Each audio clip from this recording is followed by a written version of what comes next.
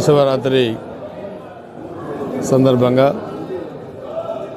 త్రికోటేశ్వర స్వామి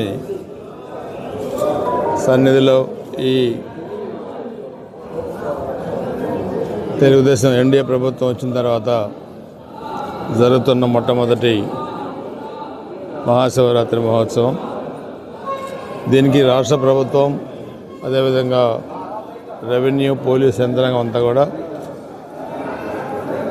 వచ్చే భక్తులకి ఎటువంటి ఇబ్బంది లేకుండా కూడా అన్ని ఏర్పాట్లు కూడా చేయడం జరిగింది. గతంలో ఈ దేవస్థానం అభివృద్ధి అంటే ఘాట్ రోడ్డు మొదలుకొని దేవస్థానం పునరుద్ధరణ, అదేవిధంగా అన్ని డెవలప్మెంట్ యాక్టివిటీస్ అన్నీ కూడా గతంలో తెలుగుదేశం హయాంలోనే జరిగినాయి. కోల్లేరు శివప్రసాద్ గారు మంత్రిగా ఉన్నప్పుడు, శాసనసభ్యుడిగా ఉన్నప్పుడు